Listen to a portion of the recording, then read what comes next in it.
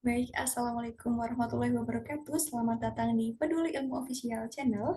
Nah, dalam video ini kita akan membahas mengenai modul 2 yang berisi mengenai tema cerita imajinasi di sekitar kita.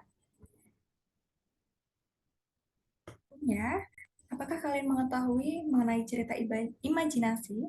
Nah, cerita imajinasi ini merupakan sebuah karya tulis yang dibangun dengan menggunakan alur cerita yang normal, namun memiliki sifat imajinatif dan hayalan semata.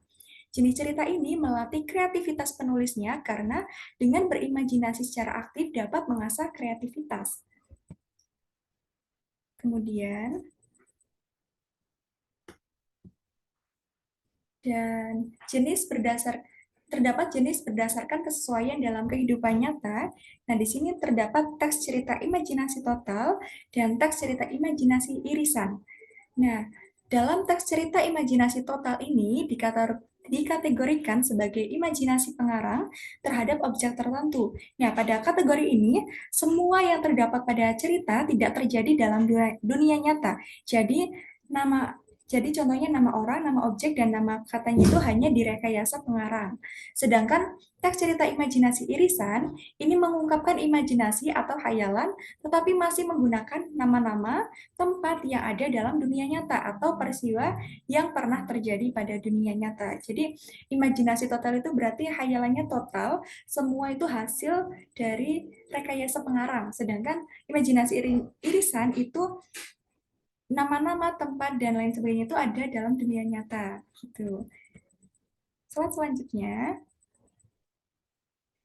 ya kita sudah membahas tadi tentang jenis-jenisnya. Sekarang kita membahas mengenai unsur-unsur pembangun dari teks cerita imajinasi. Nah, dalam unsur-unsur pembangunnya ini ada unsur intrinsik dan unsur ekstrinsik. Intrinsik itu dalam cerita, sedangkan unsur ekstrinsik itu di luar cerita. Dalam unsur intrinsik ini memuat tema, tokoh dan penokohan, latar, alur, sudut pandang, dan amanat.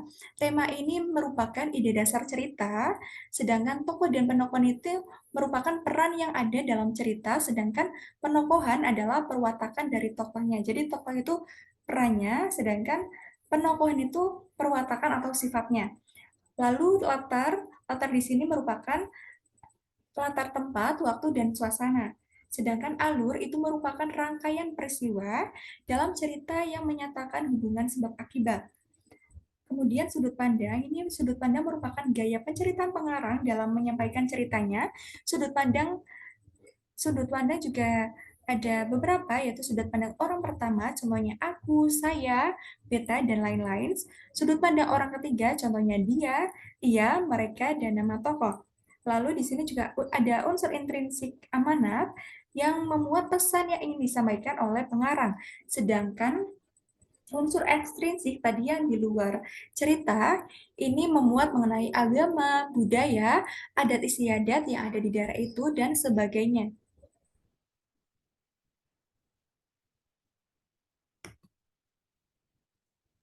Nah, di sini terdapat contoh dari teks imajinasi.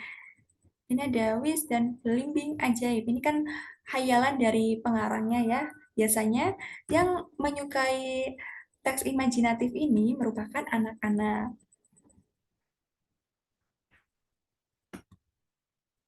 Kemudian kita lanjut pada mengidentifikasi unsur cerita imajinatif. Dalam mengidentifikasi ini ada beberapa poin, yaitu mengidentifikasi tokoh dan rangkaian peristiwa yang dialami tokoh, kemudian mengidentifikasi keajaiban cerita, lalu mengidentifikasi latar cerita, dan mengidentifikasi jenis cerita imajinasi.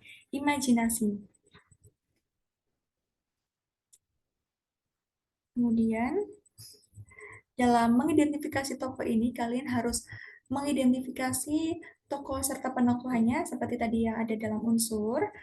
Kemudian mengidentifikasi keajaiban cerita dalam cerita tersebut itu mengandung keajaiban atau hal-hal unik apa begitu ya. Kemudian mengidentifikasi latar cerita ini tadi seperti yang dijelaskan pada unsur cerita imajinasi ada latar suasana, tempat, dan waktu.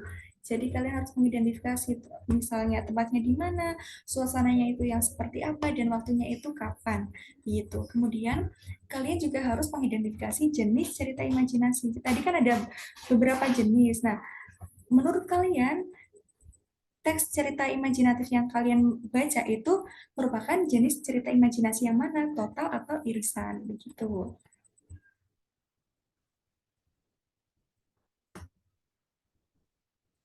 Nah, setelah kita sudah mempelajari mengenai cerita imajinatif,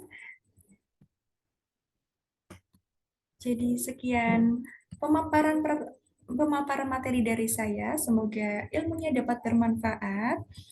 Sampai jumpa di video selanjutnya. Terima kasih. Wassalamualaikum warahmatullahi wabarakatuh.